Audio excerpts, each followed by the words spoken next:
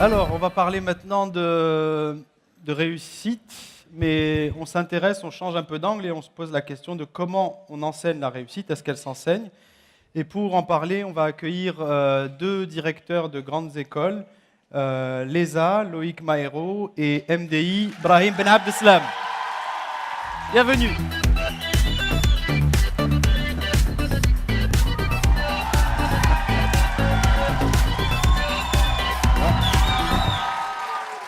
Ah, vous êtes venus avec les fan clubs. Hein? Alors, c'est pas le même Brahim Ben Abdeslam de ce matin. Hein, puisque ce matin, c'était le FCE. Maintenant, c'est le MDI. Bienvenue, Brahim.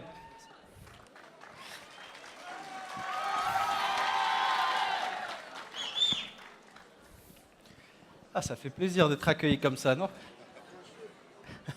Vous avez passé des consignes ou même pas? Ah, t'as pas de si, je sais pas. Bon, alors... En termes de combine, on est les plus forts. Hein, il faut pas que... Voilà. Non, je parle des Algériens, je parle pas de MD.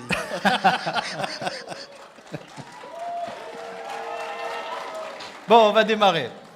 Alors, deux mots peut-être de vos institutions. La première, l'ESA. Loïc, est-ce qu'on peut présenter l'ESA?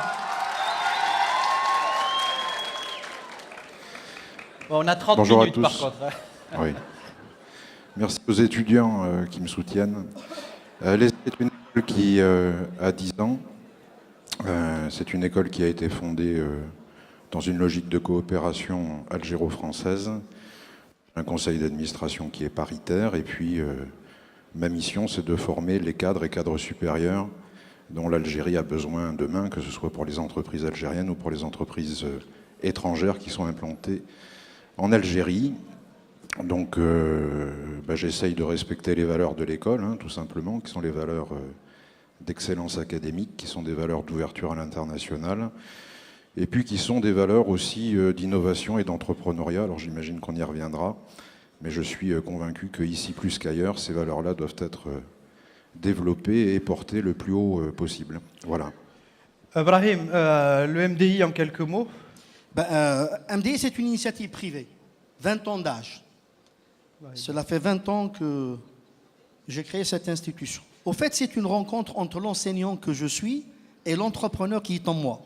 C'est cette rencontre qui a permis de créer MDI. C'est pour ça, tout à l'heure, je disais à une intervenante qu'il faut entreprendre. Et c'est cette rencontre entre ces deux facettes de Brahim, l'entrepreneur et l'enseignant, qui a permis de lancer MDI. C'est aussi une réponse à une demande du marché, parce que la formation, c'est un produit marchand. Il faut le dire, il faut le souligner. Et je me rappelle, en 1996, on a fait une grande étude de marché sur les besoins de formation en management en Algérie, parce qu'à l'époque, la problématique de la formation des dirigeants était importante. Et on a découvert que l'Algérie, à travers son histoire industrielle, elle a toujours travaillé sur l'idée de l'industrie industrialisante. Enfin, c'était le modèle de développement qui était... Et donc, on a formé beaucoup d'ingénieurs, Boumardès étant la ville bâtie sur le concept d'ingénieur. Ces mêmes ingénieurs qui étaient dans des entreprises se retrouvaient à des postes de responsabilité managériale. C'est des bons ingénieurs. Il leur manquait ce complément de formation en management. Et MDI a proposé le premier programme privé MBA en 1996. C'est comme ça que l'aventure a commencé. Parfait. Alors, on va rentrer dans le vif du sujet sur l'enseignement de la réussite. Alors, on a fait le même exercice que ce matin pour le panel avec Laïd Ben Ammar et M. Lamiri. On est allé dans vos écoles réciproques et on a demandé à vos étudiants quelle était leur perception de la réussite, est-ce qu'ils pensaient qu'on pouvait l'enseigner, etc., etc. Je vous propose de découvrir le sujet.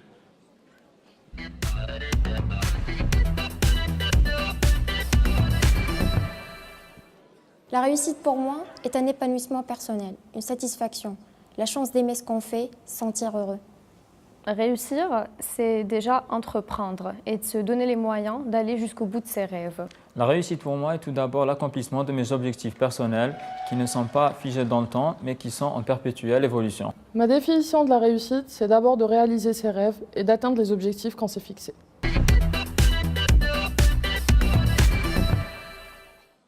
Ce qui me motive le plus à réussir, c'est de trouver la réponse à 2 questions. La première, c'est de savoir si je peux réussir et si je peux y arriver. Et la seconde, c'est de savoir jusqu'où je peux aller. Ce qui me motive le plus à réussir est de m'accomplir en tant que femme et de rendre fiers mes parents.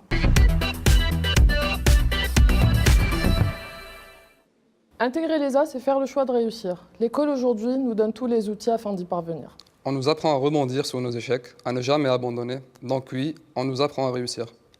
J'ai en mémoire cette citation que j'adore de mon professeur d'anglais des affaires qui nous dit que Dictionary is the only place where success comes before work.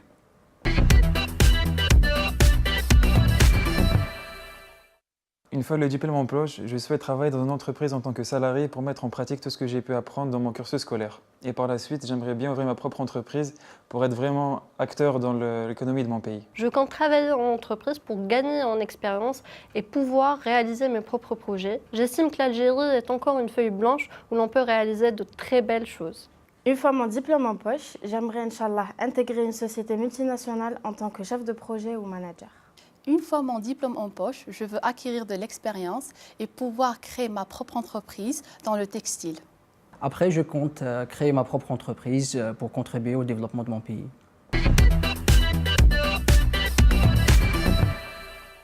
Je veux contribuer à la réussite de l'Algérie de demain, car tout d'abord, je suis un fervent nationaliste qui croit fort en son pays. Pour contribuer à la réussite de l'Algérie, il faut être créatif, dynamique et bûcheur.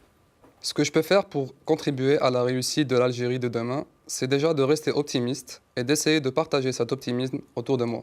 Je compte apporter ma modeste contribution au progrès, à la réussite de l'Algérie de demain en créant ma propre entreprise. Ce faisant, je contribuerai à l'impérieuse diversification économique de mon pays. Je créerai de la valeur ajoutée localement, je recruterai des jeunes Algériens et aussi, pourquoi pas, je pourrai exporter pour générer des devises pour mon pays.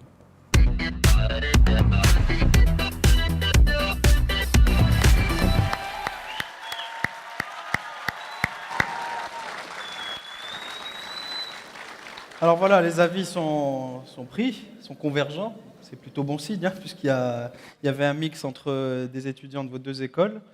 Alors, comment on arme un étudiant à la réussite? Alors, évidemment, c'est lui donner confiance, c'est susciter une vocation. Qu'est-ce qu'il y a d'autre que vous enseignez? L'un ou l'autre, au choix.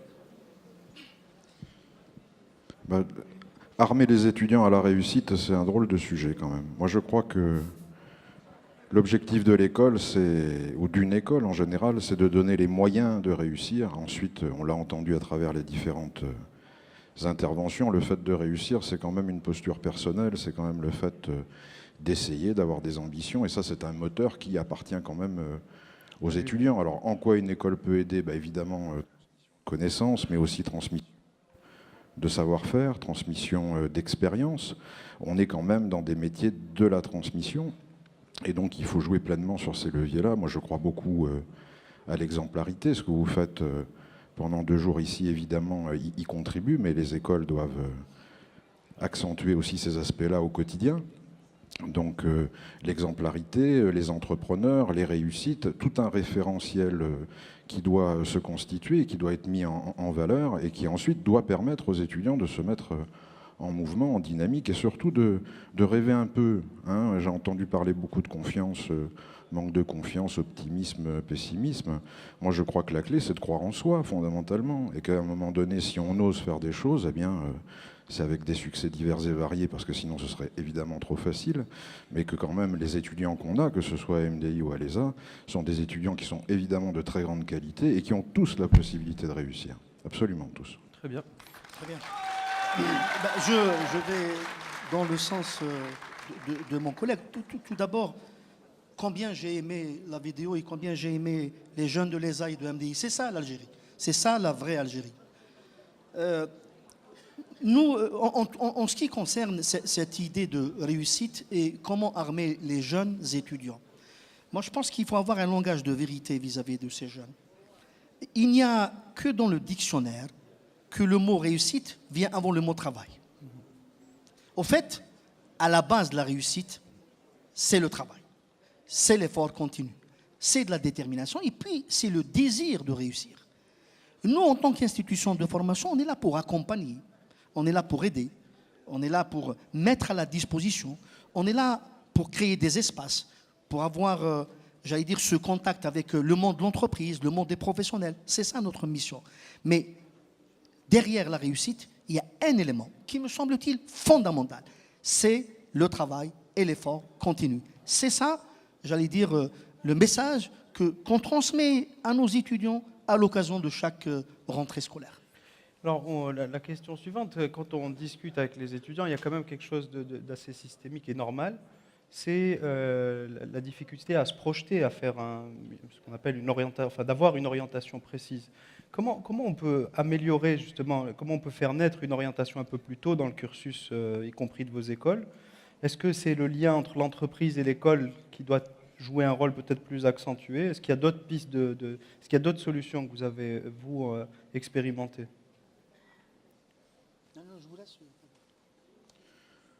Des solutions miracles, si elles existaient... non, pas miracle, là, juste des solutions. Non, moi je crois qu'on peut faciliter... Ce qui manque aujourd'hui le plus aux étudiants, c'est de se reconnaître le droit à l'initiative. Mais ça vaut, je dirais, dans tous les domaines. Alors j'entendais beaucoup de choses autour de l'entrepreneuriat. Pour moi, l'entrepreneuriat, évidemment, est symbolique d'une dynamique d'innovation et d'initiative. Mais si on veut que ce monde soit équilibré, il faut aussi des contrôleurs de gestion, il faut aussi des banquiers, il faut aussi des gens qui gèrent les RH. Et moi, je crois que la première posture à encourager auprès de nos étudiants, c'est simplement le fait qu'ils se mettent en dynamique et qu'ils acceptent d'essayer. Voilà, donc oui, là-dessus, il y a des appréhensions. En revanche, les jeunes qui sont aujourd'hui dans l'école sont des jeunes qui sont gourmands de la vie, de l'ouverture. C'est des gens qui, aujourd'hui, vivent dans un univers et dans un référentiel qui est complètement mondialisé. Moi, je n'adhère pas à cette idée selon laquelle les jeunes aujourd'hui ont du mal à se projeter. Je pense qu'ils ont besoin simplement de prendre confiance en eux sur un certain nombre de choses. L'école est quand même un univers extrêmement protégé, extrêmement privilégié. Donc c'est un espace justement pendant lequel, pendant 2, 3 ans, 4 ans, ils doivent essayer, ils doivent expérimenter. Hein, ça fait partie du jeu. Et le rapport à l'entreprise n'est qu'un vecteur d'expérimentation complémentaire. Dans des écoles de management ou de commerce, si l'entreprise n'est pas la bienvenue, c'est qu'il y a quelque chose qui ne va pas quand même. Donc je n'ai de dire que mon objectif est de faire revenir l'ensemble du monde économique à l'intérieur de l'institution qu'est l'ESA. Il y a eu à une époque un relâchement dans ces relations-là, je crois, mais moi je travaille pour le monde économique. Donc le monde économique, il est le bienvenu pour animer des conférences, il est le bienvenu pour échanger avec les étudiants, pour témoigner aussi auprès des étudiants. Et puis,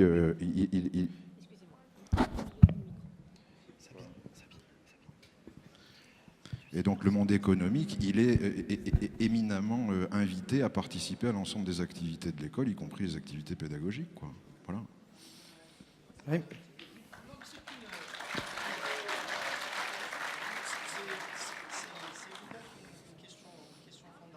Alors, le micro ne marche plus. On va essayer celui-là. Hop. C'est mieux. Ah, si, il marche. Je disais que c'est une question fondamentale. Au fait, ça nous ramène à la mission que nous sommes fixés dans le cadre de nos établissements. Je pense que la première mission que nous nous sommes fixés, c'est de travailler pour l'entreprise. C'est de former et mettre à la disposition des entreprises algériennes des compétences algériennes. C'est ça la mission que nous nous sommes fixés en créant ces institutions. Et donc, si on s'est fixé comme mission de travailler pour les entreprises et avec les entreprises, il va falloir trouver des passerelles entre le monde de l'entreprise et nos établissements. Je pense qu'il est fondamental d'avoir ce lien régulier, permanent entre ces deux mondes, parce qu'on ne peut pas monter en puissance, on ne peut pas développer la compétence s'il n'y a pas cette régularité, parce que, in fine, quel est l'objet? Quel est l'objet et quelle est la mission? Si ce n'est d'avoir des compétences algériennes pour servir l'économie algérienne, aussi bien à l'ESA qu'à MDI. Hein. Et donc, moi, je pense que le lien entre l'entreprise et l'école est un lien fondamental. Ce n'est pas suffisant, bien entendu, mais c'est un lien fondamental. Deuxième élément qui me semble important, c'est l'ouverture. C'est-à-dire, ce n'est pas uniquement l'entreprise, il faut s'ouvrir sur la société. Il faut faire de l'école un espace citoyen. Il faut comprendre ce qui se passe dans notre société et au-delà de la société. Il est aujourd'hui impensable de, comment dirais-je, de former un étudiant qui n'a pas une culture économique, voire une culture politique et sociale. C'est très important, c'est fondamental. C'est comme ça qu'on peut expliquer les phénomènes. Et ma foi, aujourd'hui, tout ce qui se passe dans le monde politique, dans le monde économique, impacte l'entreprise. Et donc cette culture, j'allais dire diverse, universelle, fait partie aussi des éléments qui permettent de former le manager de demain, notre mission principale. Alors la dernière question avant de passer à ouvrir un peu plus le sujet sur l'enseignement.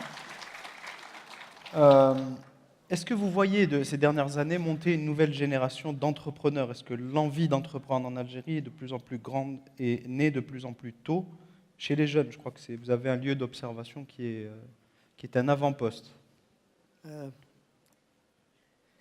Moi, j'ai peur que comment dirais-je, cette discussion et ce débat autour de l'entrepreneuriat se résume à un phénomène de mode. Hein. Je fais très attention à ça. Il faut faire très attention à ça.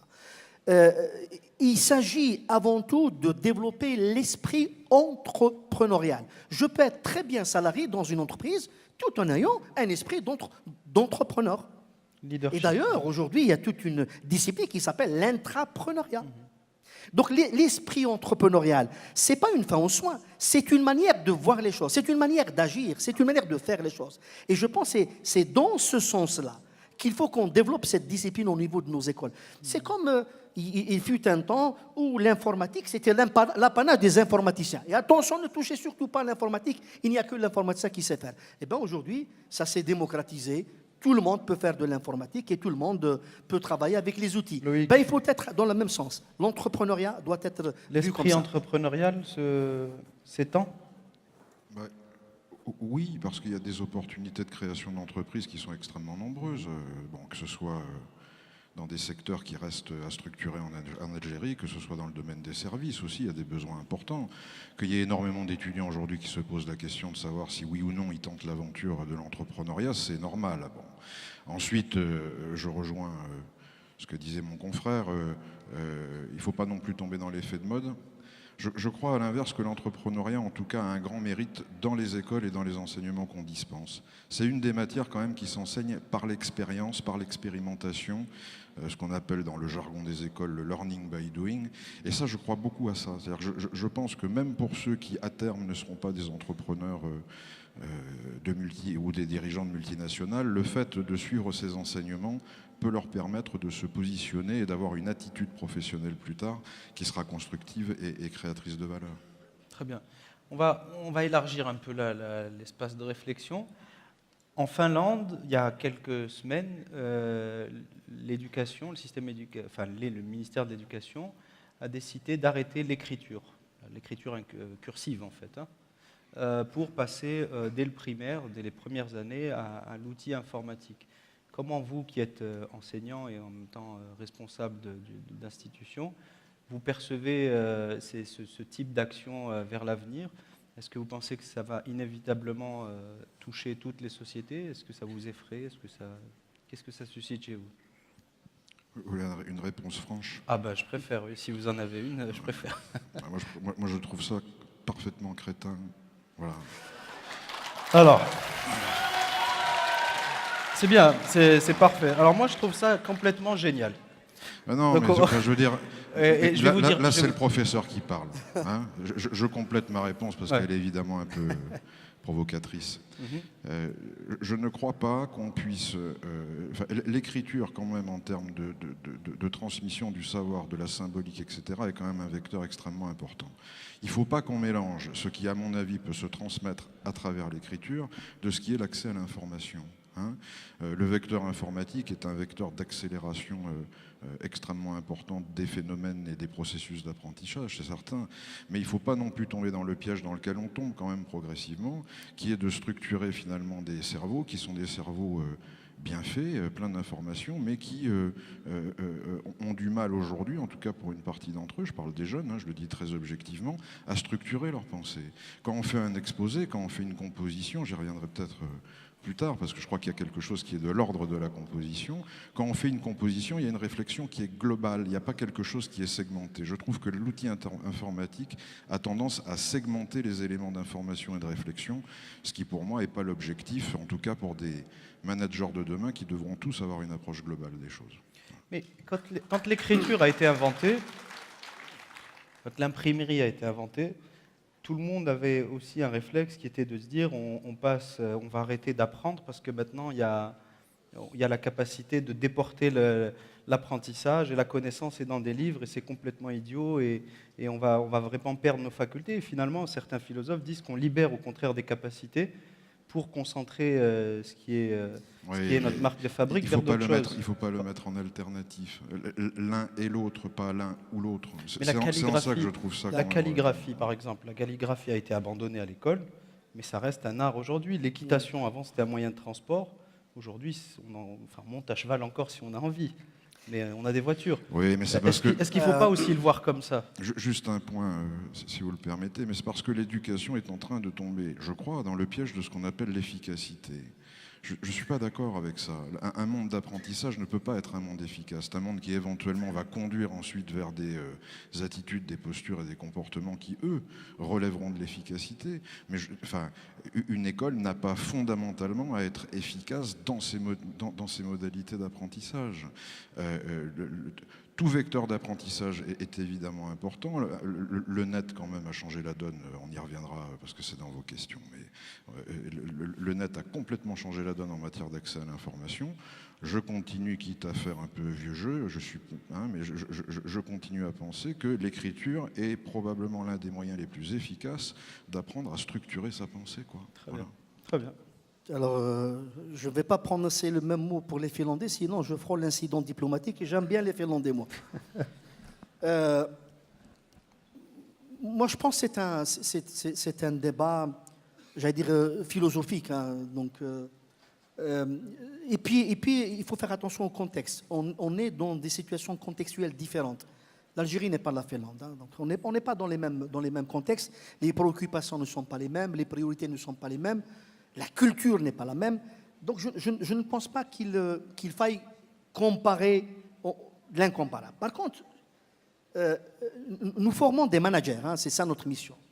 Et là, pour répondre très brièvement à ta question, il y a une très belle phrase d'un président américain qui disait la chose suivante. Je lui dis, il oublie. Je lui enseigne, il apprend. Je l'implique, il retient. Nous voulons impliquer nos étudiants pour qu'ils retiennent. C'est ça la meilleure méthode pédagogique qu'on a trouvée.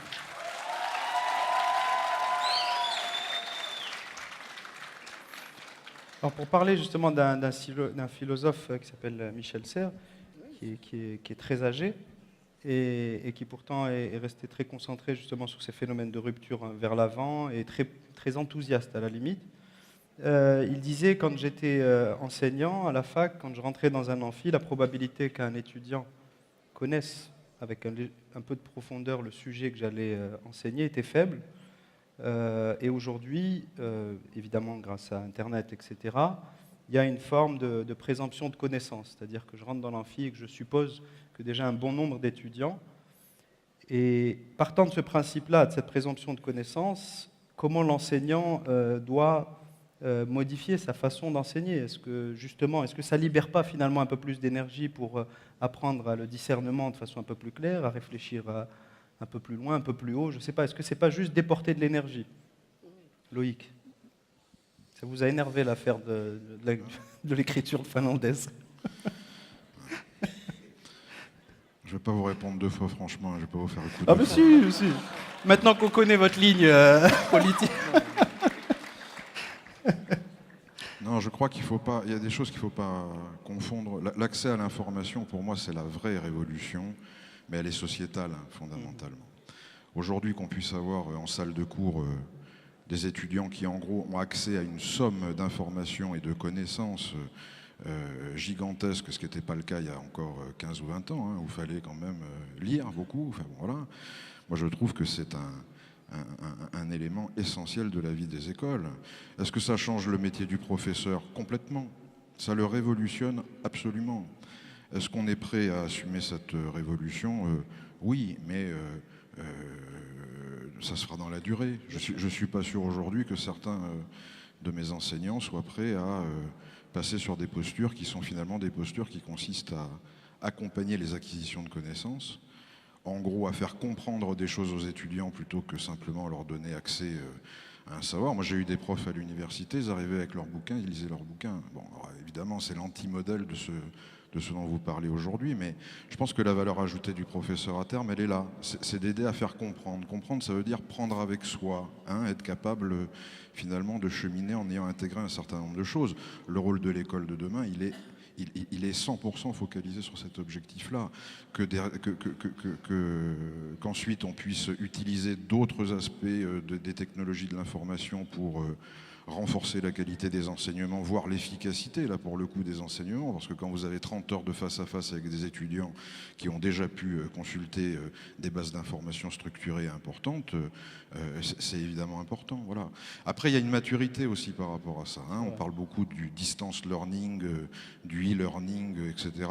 On en connaît aussi les limites. Donc je crois qu'il faut... je crois qu'il faut aussi être prudent et en tout cas faire le crédit aux professeurs que leur cœur de compétence c'est de transmettre et que pour le coup la transmission ce n'est pas simplement l'accès à l'information. Merci Loïc. Tu veux Non, réagir mais ou on passe à la question? je pense qu'il a répondu à la question, sauf une petite précision. Je pense que le métier de l'enseignant, comme tous les autres métiers, est en train de muter. C'est avec les nouvelles technologies de l'information et de la communication. Et aujourd'hui, le métier de l'enseignant est beaucoup plus vu comme étant un facilitateur, un accompagnateur, qu'un, excusez-moi l'expression, qu'un débiteur. Donc il est là pour faciliter, pour accompagner, pour expliquer. C'est ça aujourd'hui le vrai métier. Et les nouveaux outils sont là pour aider, lorsqu'ils sont bien utilisés, bien entendu. Une bonne success story de l'un de vos anciens étudiants. J'ai envie de dire tous. Oui, la même chose. Oui. La même chose, je dirais. C'est un peu langue de bois, ça aussi. Non, pas c'est parce que vous subissez la pression des applaudissements, j'en suis sûr. Ils vous ont mis la pression, en fait. Là, et en plus, non, mais il y a de très belles réussites. Il y a de très belles réussites. Il y a des directeurs généraux d'établissements bancaires, etc. Après, pourquoi les mettre plus en avant que ceux qui ont choisi des parcours professionnels tout aussi utiles aux entreprises et à la société et qui peut-être sont moins brillants, vous comprenez? Ah, mais je comprends. Quand je dis je suis fier de tous, c'est vrai, avec une réserve, c'est qu'ils aient eu préalablement quand même l'audace d'aller vers ce qu'ils avaient envie de faire. À partir du moment où on se réalise dans un parcours même de jeunes professionnels, moi je trouve que la fierté est au rendez-vous. Tout à fait. Parfait. Quelle est la réussite dont vous êtes personnellement le plus fier dans votre activité ou dans votre vie personnelle? À vous de choisir. Personnelle? Ma vie personnelle.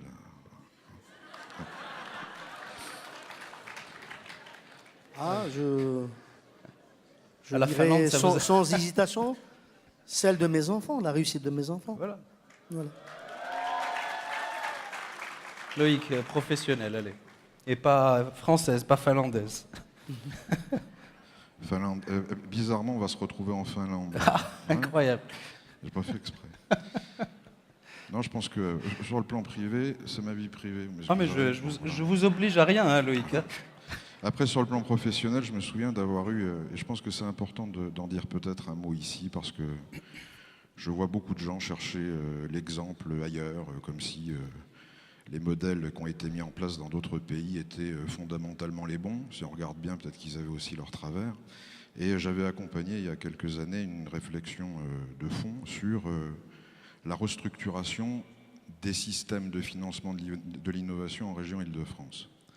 en leur disant qu'en gros, si on importait le modèle US avec les business angels, etc., peut-être on faisait une vraie connerie parce que sur le plan culturel, on n'était pas forcément prêt pour ça.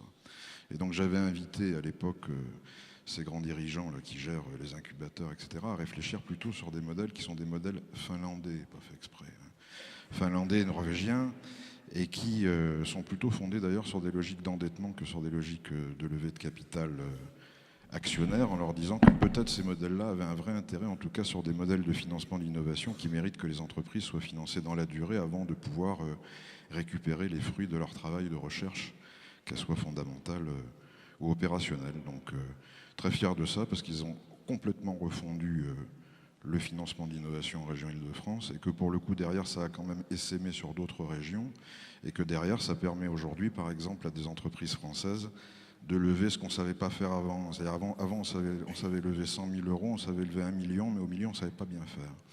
Et quelque part, quand même, la refonte des systèmes telle qu'elle a été opérée permet aujourd'hui d'avoir un vrai continuum de financement pour les entrepreneurs et pour les startups. Et je suis très fier de ça. Voilà. Bravo. Vive l'ESA, vive le MDI. Merci Loïc, merci Brahim. Non, on n'a plus le temps, parce que regarde, il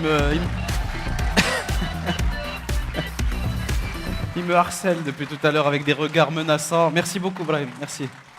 Merci. Merci, Loïc. Non, pas de mal. Vive la Finlande, Loïc.